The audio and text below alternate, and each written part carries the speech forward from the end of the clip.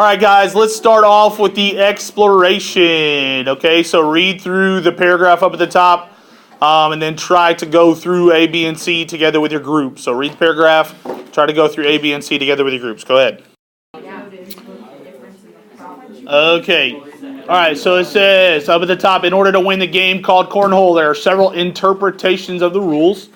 Some people play where you have to get a score of 21. Others play where you have to get a score of at least 21. Okay?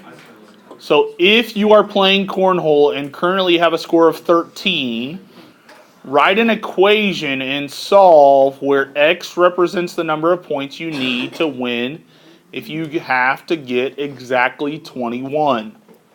Okay, so we're going to say X is the number of points we need to get. Okay, so X is the number of points needed. Okay, so if right now you have 13 plus the X number of points that you need in order to get 21, then that would have to equal 21. Okay? All right. B says, now write an inequality. Oh, did it tell me to solve? It did tell me to solve. So I subtract 13 from both sides. X is going to be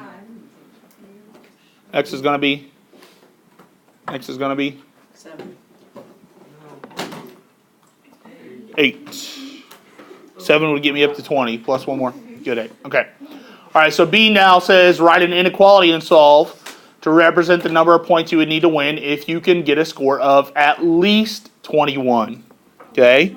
So the 13 that I have right now plus the number of points that I need compared to 21. So do you want the points that you have to be bigger than 21 or smaller than 21? Bigger, because it says at least, right? Could it be equal to? Yes. Yeah, it could. Okay, if I solve that down and subtract 13 over, I get X is greater than or equal to 8. Okay, now probably the most important question out of all these. C, what do you notice was the difference in problem A and problem B? Yeah, Nolan. In problem A, I get exactly 21. In problem B, I you can be that number or you can be above it. Good. So problem A, I have to be exactly 21. Problem B, I have to get just 21 or over. So what does that mean about my answers? How many answers are there to problem A? One. One single answer to problem A. It has to be 8, right?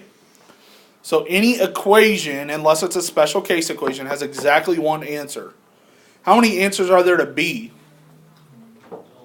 There's a whole bunch, right? I guess, technically, since it's cornhole, there are not as many as a typical inequality, right? Do you guys know how many points you can score in cornhole if you get a perfect board? You have 4 bags. 12. If you hit the hole every single time, that's 3 points each. As long as your opponent doesn't get any on the board, you could get up to 12 points, right? So really our options here, since we have to confine it to the reality of cornhole, you could get 8, 9, 10, 11, or 12 points, right? What we need to realize, though, is anytime you have an inequality involved, the solution set gets a lot bigger, right? So solution set refers to the solutions all grouped together in a set. So the solution set for an equation is generally just one single number.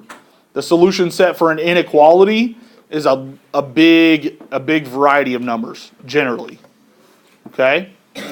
All right, so I want you guys to go ahead and do practice 1, 2, 3, 4, and 5. Okay? Actually, you know what?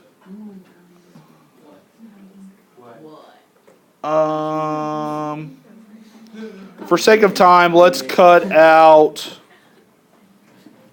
1. Oh, but I really like 2. Let's cut out 1 and 3. Okay? For the sake of time, cut out 1 and 3. So do 2, 4, and 5. Go ahead. Okay, let's look at 2. So I treat these just like equations. There is one special rule about solving inequalities that we're going to look at on the back page. But I treat these just like I would solving equations, okay? So in order to get h by itself, all I need to do is add 3 over to the left-hand side. So what's negative 3 plus 3? 0. Don't freak out when you see a 0 in a problem. That's okay. Okay, is greater than h. So here's my inequality. Now I want to graph it.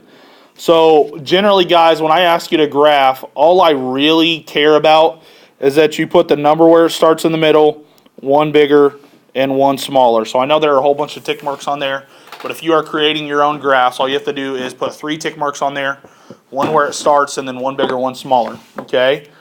All right, so the reason I like this problem so much is because you really have to read it in order to graph it correctly. So is there an open dot or a closed dot at 0? Open dot. And does this inequality tell me h is bigger or smaller than 0? Smaller. Why is it a greater than sign? It's backwards, right? So remember, this is where I really try to emphasize. Don't try to think about greater than or less than signs. Always read it from the variable. So if I read this from the variable, it says h is smaller than 0, right? Because the alligator is eating 0. So h is smaller than 0. So I want to shade back to the left for smaller. Okay. All right, then we go over to number 4. Okay, I want to bring variables to the same side, just like I would with a regular equation. So opposite operation would be plus 4p plus 4p. I get 7p plus 4. And my sign stays the same as 25. Since I chose to bring variables to the left, I bring numbers back to the right, so I subtract 4 from both sides. Looks like I have 7p is greater than or equal to 21. Divide by 7. And I end up with p is greater than or equal to 3. Okay, so here's 3, here's 4, here's 2. What kind of dot do I have at 3? Closed, because it's equal to. And then p is bigger, so I'm coming bigger than 3. Okay, comfort level on those two. 3, 2, 1, 0. Where are you at? 5. Wow. 5 on a 3 scale. All right, let's look at the word problem here. So it says you have $15 to spend on groceries. That sounds like a limit, right? Yeah. So with the equations, we had a total. Now we're going to have a limit. Okay, so $15 is my limit. It says you have $12.25 worth of groceries already in your cart. Write and solve an inequality that represents how much more money M you can spend on groceries. Okay, so I have $12.25 already in my cart. Plus, I can buy M more dollars, and I want to compare that to my limit of $15. Do I want what's in my cart to be worth more or less than $15? Less. So I want the stuff in my cart to be less. It could be equal to, since I have exactly $15. Be careful with tax. There's my inequality. It does ask me to solve, so let's solve it. So I need to subtract 12.25. And I end up with M has to be less than or equal to 275. Okay, so you could only get $2.75 more worth of more stuff in there. What? Yeah, especially when you figure tax. What's tax on $15? $78. What is Hamilton County at now? Is it 7 or 8%? 7. It's still 7%. So 7% of 15. Are you doing that? $1 ish. $1.05. So you got to figure if you go all the way up to $15. Well, you couldn't go all the way up to $15, right? So you're right around $1 worth of tax. So really, we need to stick around like $14 if you're considering tax. Okay, cool. And of course, you don't want to go up to the cash register and find out you don't have enough money, so maybe you stick to like $13.50, you know? Okay. Anywho. Okay, so I want you guys to go through, this is kind of like exploration part B. So I want you to go through A and B together with your groups. Don't let this confuse you, okay? Let me just kind of help you interpret the table a little bit. These are the x values that I'm plugging in. You should be plugging it into 3x here. So 3 times whatever this x value is here. And then you figure out, does that make the inequality true? So right here I'm looking at, is it less than 6? So if this number right here is less than 6, then I would hit yes or no based on that. Okay? All right, rock and roll. All right, guys, let's look at our table here. So A is asking asking us to find which x values make the inequality true. 3x is less than 6. Okay? So 0 is less than 6. 3 is less than 6. Is 6 less than 6? No. No. 9 and 12 and 15 are all not less than 6. Okay? So does it look like we should be shading the numbers bigger or smaller than 6? Which ones made the inequality true? The numbers bigger or smaller than 6? Smaller, right? So this would be my graph for A, because I'm going, oh, why did I say 6? Oh, the x values smaller than 2 were the ones that worked, right? Sorry. Okay, so B, we wanted to complete the table. So we are trying to figure out, is it smaller than 6? 15 is obviously not smaller than 6, or 12, or 9, or 6. But then 3 is smaller than 6. 0 and negative 3 are all smaller than 6. So which x values worked? Were the x values smaller than negative 2? Or the x values bigger than negative 2, the ones that worked? Smaller. Wait, no. Yeah. These were the x values that worked up here, right? Oh, bigger. So those are the numbers that are bigger than negative 2. So this would be my inequality here. So let me ask you guys to do this for me, okay? Just over to the side of this, write down any two numbers. Write down any two numbers. I'm going to choose 10 and 5. Okay, so you wrote down any two numbers, right? Now put an inequality sign in between them that makes it true. So mine would be 10 is bigger than 5. Okay, now I want you to multiply both of them times negative 1. So multiply both of them times negative 1. So 10 times negative 1 for me would be negative 10. 10 times negative 5 for me would be negative 5. Now put a new inequality in there that would make it true. So in my case, negative 5 is actually bigger than negative 10, right? Did your inequality sign flip? Yes, it should have, right? Because think about it. If we're looking at a number line and we flip, everybody look at me real quick. We flip from over here, let me see, you guys, yeah, over here in positive land. We flip over and move into negative land. The numbers are going in opposite directions, right? We're at 0 in the middle. Here are my 1s, here are my 2s, here are my 3s, right? 3 and negative 3. 4 and negative 4, 5 and negative 5.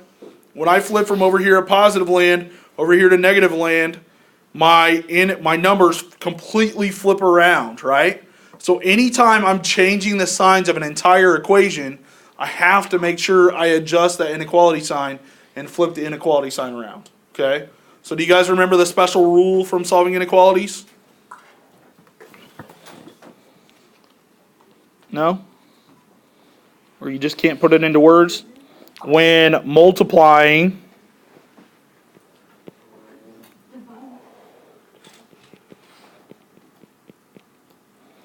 or dividing by a negative, so anytime we multiply or divide by a negative number, we have to flip the inequality sign. Okay? Let me just do two of them with you, okay? I'm going to do numbers 1 and 2 together with you. On number 1, how do I get m by itself? I would have to divide by negative 4. So let's divide by negative 4. Okay, I have m. Did I divide by a negative on both sides? Yes, so I need to flip my inequality sign. Okay, and then negative 16 divided by negative 4 is positive 4. There's my final answer. Okay, let's do 2 together. How would I get x by itself? How would I get x by itself? Divide by 6. So I divide by 6 on both sides. I have x. Did I divide by a negative on both sides? No. My sign stays the same. Negative 30 divided by 6 is negative 5. I want you to recognize the difference between these two. Because what happens is, once you memorize that rule that when you divide by a negative, your sign flips, people try to start flipping their sign right here. So if I look up on my screen really quick. This is not dividing by a negative. The only time you flip your sign is like up here. I divided by a negative on both sides of the inequality sign. That is when I flip my sign, okay? If you are doing a negative number divided by a positive, that does not flip your sign. So I want to make sure you understand that. Do I have any questions about those two? Okay, I want you guys to go ahead and do... See if I can eliminate a couple. Let's get rid of 3. Let's get rid of 5.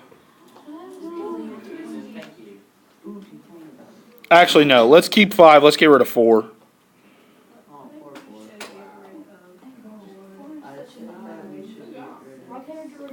Let's get rid of 8. So what's that leave you? 4, 5 problems? All right, you do those 5 problems that are left. So get rid of 3, 4, and 8. Do the 5 problems that are left. Go ahead.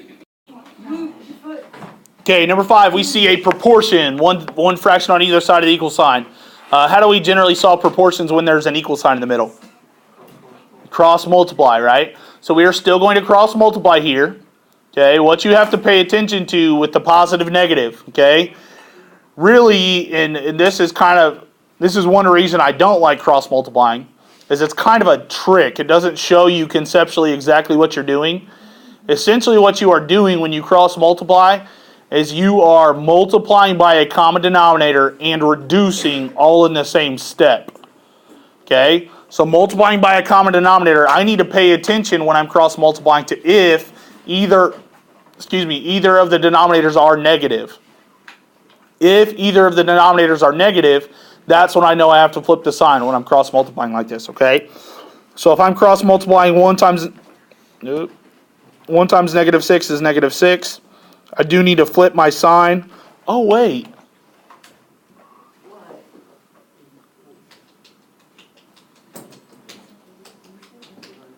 Because then you have to also pay attention to which side you take the x's on, right? Because depending on which way... Yeah, let's just... If we just multiply each side by negative 6, just flip the sign right there. Yep.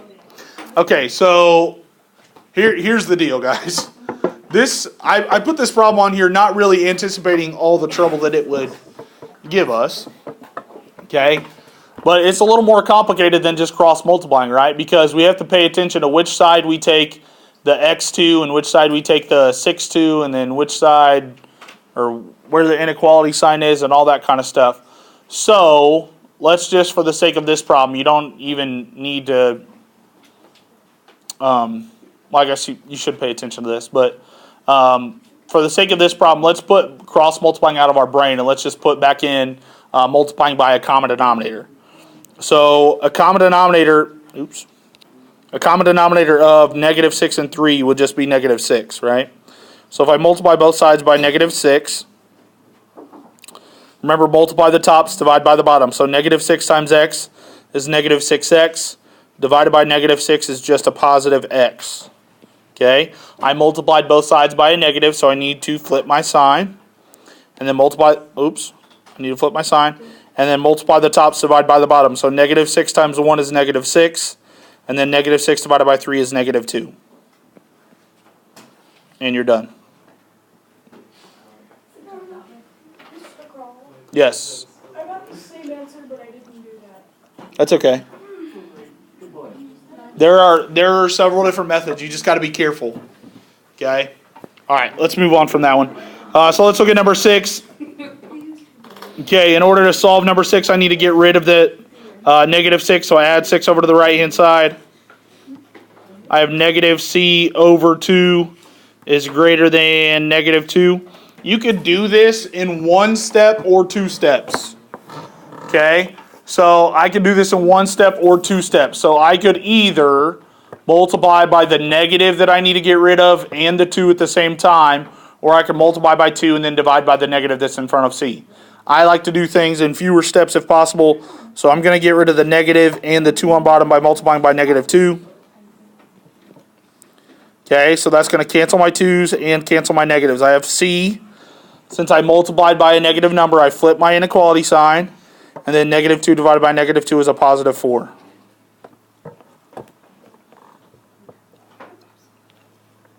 All right, let's look at 7. So I need to distribute. So I have 8 is less than or equal to -4d minus 4. I add 4 to the left-hand side. So I'm going a little quicker here. Stop me if you need me to slow down. I divide by -4 on both sides. Since I divided by a negative, I'm going to have to flip my sign. So 12 divided by -4 is -3. Flip your inequality sign, and I'm left with d over there. Okay, and then lastly, number 9. I have, looks like terms on the left-hand side that I can combine. So I leave my 15 alone. -7p plus 8p is plus a single p. 15 minus 2 on the right-hand side is 13. Now I can go ahead and solve. So I subtract 15 from both sides. And I get p is greater than -2. Done. So remember, only flip your inequality sign if you're multiplying or dividing by a negative. Okay? All right, last but not least, our word problem. It says there are at most 36 red and blue marbles in a bag. The number of red marbles is twice the number of blue marbles. Write and solve an inequality that represents the greatest number of red marbles are in the bag. I will be honest, you guys rocked this kind of problem on your equations test. I thought we were going to struggle, but we did a good job on a problem like this. So remember, start with the one that you know nothing about. So what do we know nothing about?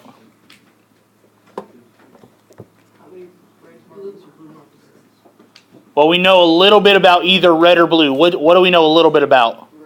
We know a little bit about red, right? Red is twice the number of blue.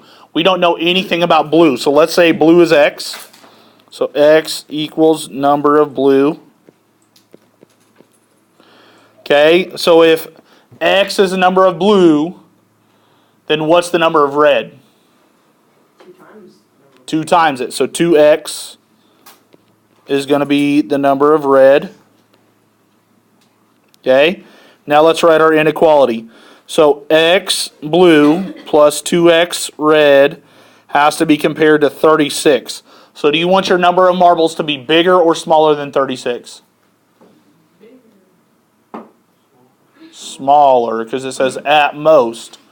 Right, so at most 36 means I have to be either 36 or below. So less than 36 or equal to 36. Combine like terms to get 3x is less than or equal to 36. Divide by 3. And I end up with x is less than or equal to 12.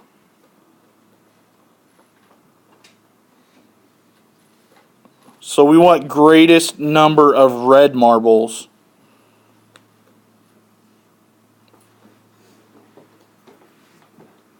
So we would have to multiply both sides by 2. So x would have to be less than or equal to 24, right?